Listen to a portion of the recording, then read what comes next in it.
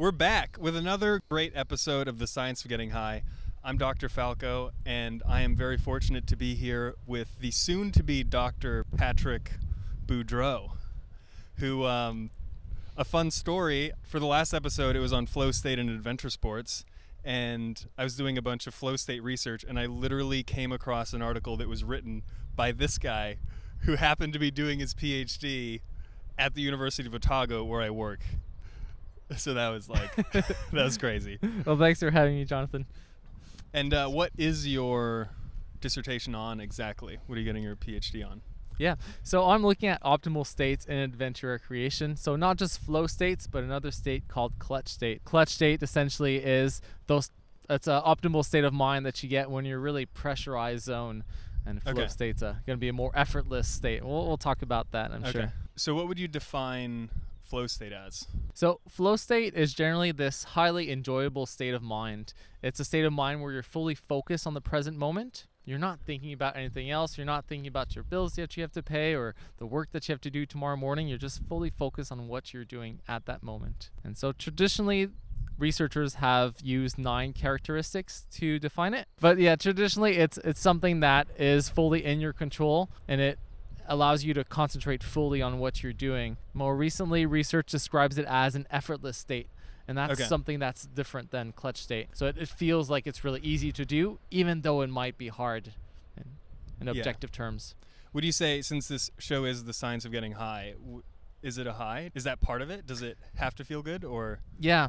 So especially within the latest research in the last 4 or 5 years, it's a crucial part of what flow is. It's an effortless state that's highly enjoyable, and that's in contrast to the clutch state, which is also something I've been doing research on, that is not necessarily enjoyable as it's happening, but it can be enjoyable after when you're reflecting on what that experience was. Sorry to interrupt, but I had some technical difficulties while I was recording this interview, and my mic cut out at different times, so I'm gonna have to ask questions and then cut back to the interview. But the background is really pretty, so I'm just going to leave it in and edit this in. Hopefully that won't be too distracting. So last episode I talked about adventure sports and how adventure sports might lead us into flow state, and it seems like Patrick's research suggests that flow state might occur in some adventure sports, but not all of them. So he thinks that clutch state might happen in mountaineering. So a few days before I did this interview, I hiked up a really long snow couloir for 3 or 4 hours, just hiking straight uphill, and I wouldn't say a lot of that hiking in snow was particularly enjoyable. It's what sometimes we refer to as type 2 fun, where it feels really good once you get to the top of it, but at the time it's kind of exhausting and annoying. So that mental state might be clutch state rather than flow state. Anyway, back to the interview. So, I mean, you don't have to be like a climber to experience flow state, right? Mm-hmm.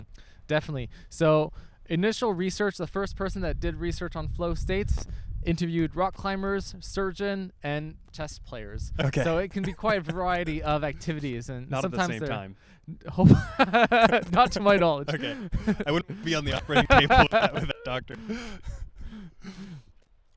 So there's flow activities that are potentially more conducive to flow states, things that allow you to concentrate on a very clear goal. You know what you need to do, and you have unambiguous feedback on how to do it. So if you're surfing, you know that you're doing good because you're still on the wave.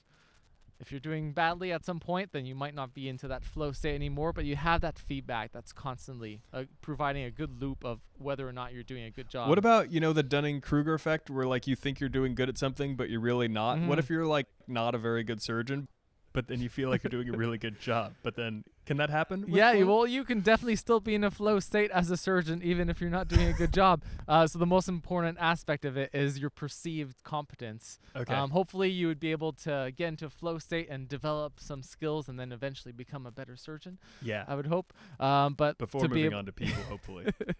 Yeah, definitely. So to be able to get into that flow state, you need to perceive that your performance is going well. You were writing a PhD dissertation, which I did, which is pretty boring, for being honest, for a lot of it, and then if you can get into that flow writing where you're like looking through papers, you're interested in it, you're invested in it, it helps a lot. So that must have been like a crazy experience. Yeah, for you personally. couple of tips Really that meta. I learned. Yeah, meta indeed. I learned a couple of tips as I was researching how to get into that flow state more often. I also found out a couple of tips that helped me out during my writing process. So some things I could recommend would be to ensure that you don't have irrelevant tasks pop up. So getting your phone away from your desk is all things that are pretty sensible that I'm sure lots of people are doing. But those events are what takes people out of that flow state. There's something else though I think that's probably even more important, is to make sure that the activity that you're doing is meaningful to you. So for me, going into a surgery room, I most likely would not find that activity to be conducive. First of all, I don't have much surgery skills, but it's also something that is not seeming as meaningful to me as going out rock climbing or going out to skydive. Yeah. So if that activity is meaningful to you, it's more likely to be conducive to flow. But it's going to be on an individual basis. What is meaningful to you? So probably don't start doing a PhD on a topic that seems really cool to a whole bunch of people, but is not meaningful to you. It's probably not going to be conducive to flow. If you like mountain bike and then go to work directly, so you get into flow state mountain biking and then you start working directly afterwards, would that flow state potentially like carry over into writing your dissertation? Mm-hmm. Well, there's no research that specifically looked at that situation or those transitions. Yeah, fair enough. But there are some types of mental states that come before a flow state. So there's some things that you can do to get you into a flow state more likely. So one of those states of mind that you can have is more of a playful attitude. So trying to see what you can do or trying to focus on the process. And so maybe if you had a good mountain biking ride, you're feeling happy, you're feeling more calm after it, then you might be actually in a state of mind that's more conducive towards getting to that flow state. So this is a bit of a conjecture, but it is possible that having a flow state might lead to another flow state afterwards. And are companies investigating flow state for work productivity? Like, is there a flow business? Yeah. So there's definitely lots of businesses bringing on some big names that are trying to get access to those flow states for their employees more often. Research is a bit all over the place, but generally speaking, when they're trying to get workers to get into a flow state, they see that their productivity increases. And is there, so I mean, everybody has experienced flow probably at some point in their life. Yeah, I wouldn't. I would guess that most people have experienced a flow state, that state of being fully present. So it might have happened to you while you're reading. It might have happened while you're acting in a play. Whatever your thing is probably the activity that most likely you'll have had a flow state in. For my participants, all of them have had a flow state. That's a bit of a bias because they're only responding to my call to come join me for this research if they have had a flow state before, or some type of optimal state that they can relate to. Now, last episode I talked a little bit about the neuroscience of adventure sports and how they can make us feel good. So I wanted to ask Patrick about the neuroscience of flow state and how the default mode network and our sense of self might be involved. So here's that question. Yeah, so there's quite a bit of research all over the place right now, so there's no concrete idea of what exactly is the neuroscience or the psychophysiological, so how we can combine physiological measurements with psychological measurements of flow. But generally speaking, we talk about deactivation of some parts of your brain that are not useful for what you're doing, and then a concentration only on the motor neurons that are specifically for the activity that you're doing, or whole bunch of parts of your brain that are only useful for what you're doing in that moment. There's also talk about the default mode network being completely different compared to when we're in a normal circumstances, when you're completely thinking about what you're like and what other people are judging you. Having a lot more self-awareness is usually a constant thing that we have in our life. We're constantly having that little voice in our head talking to us. When you're in flow, that completely comes off. The default mode network does seem to be involved in the sense of self, so it makes sense if during flow state it gets deactivated, you lose yourself in that activity. Like, I was actually just reading a paper where they quoted Sartre, where he was saying that he loses himself when, I forget what he was doing, biking or something like that, but he loses his identity. And I mean, I know the default mode network has been tied to depression before, and I don't know, kind of like one of my philosophies on life is think as little as possible.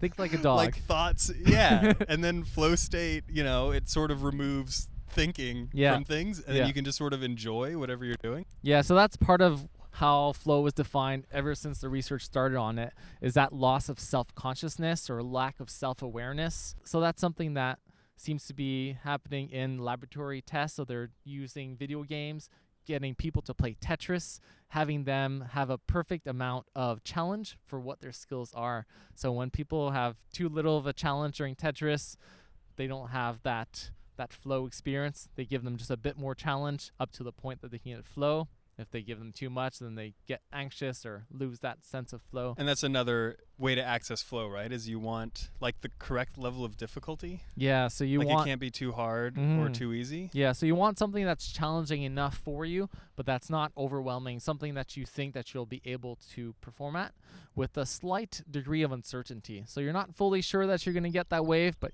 you think there's a good chance that you have the skills to be able to manage it. Now, Patrick mentioned having people play Tetris to get into flow state, finding an ideal level of difficulty. When I was in high school, I played a lot of video games, and some of them kind of took over my life for a little bit, and I would play for, I don't know, maybe 10 straight hours, sometimes forgetting to eat. And I think that I would access flow state playing these video games, but it probably wasn't particularly healthy for me. And when I would get done playing, I wouldn't feel a sense of accomplishment like I often have if I go surfing or mountain climbing. So I was curious if there could be detrimental flow states where it might feel good at the time, but it's actually dangerous or unhelpful to us personally living our lives. Yeah, so flow state isn't inherently good as in an ethical good for the world. Yeah. So there's aspects of flow that can actually lead to negative consequences. So somebody who is in a combat or somebody who's in a war, they might get into a flow state. So they'll have a lack of self-awareness. They might really be enjoying what they're doing. Which is killing people. So it might not necessarily be good for the society, even good for the individual. You talked about your video game potential addiction or dependence on video games.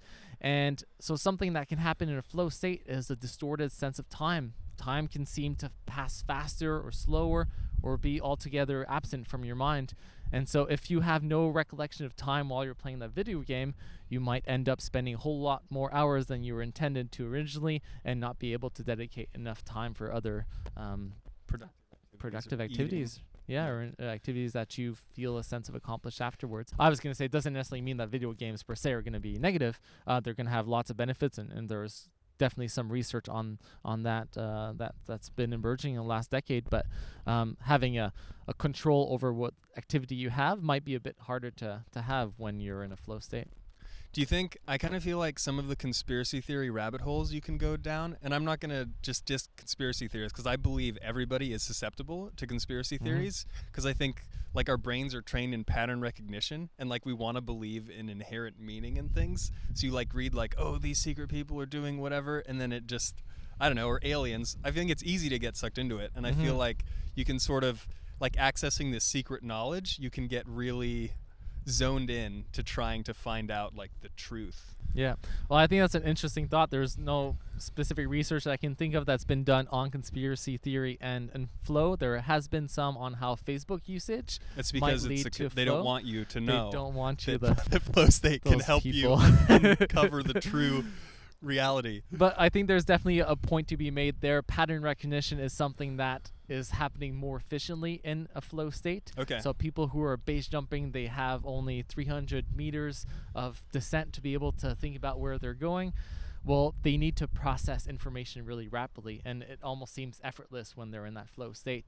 So there's definitely a potential that somebody could go into those rabbit holes and see all those patterns and get fully concentrated, present moment, and enjoyable, optimal state there. So there's definitely that aspect too of a dark side of flow that exists. So use flow wisely. So there's another aspect of flow that can be a bit dark. Is increased chances that people take risks. So in my research, I had mountain biking. Could So definitely many happen. mountain Mountain bike biking. I had one of my participants who recounted a really good story of her ski mountaineering, elite level ski mountaineering international competition, doing really well, and in that flow state on her descent, She goes on to do the exact same route. She's done it really wonderfully this first time during the competition. She goes 1 week later with a friend, and suddenly she is very aware of the risk and very suddenly aware of the potential dangers that could have happened. But she was not at all aware of those risks while it was happening during the competition. So I guess a good take-home message would be, what are like 3 ways that we could access flow state to be more productive at work or better at video games, mountain biking, whatever? Yeah, that was a great question. Definitely something that we probably all want to be able to do is get into that flow state more often. Yeah. One thing is going to be increasing the amount of practice that you have in whatever activity that you're doing. So the more skilled adventure athletes were, the more likely they were to be able to have more intense and more frequent flow states. Something else that you can do is focus on the process.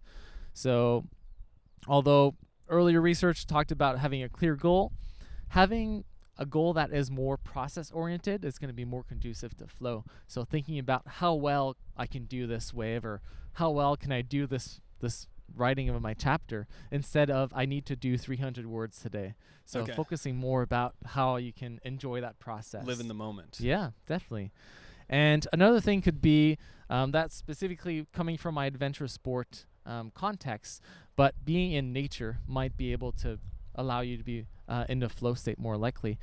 So what my participants reported was that being in nature allowed them to be more relaxed and appreciate the present moment more, so they could hear the birds, they could feel the wind against their skin or hear the waves around us, and that allowed them to have that state of mind that is more relaxed and conducive to a flow state. That's why I had this interview here, was Wonderful. so that we'd both execute it better.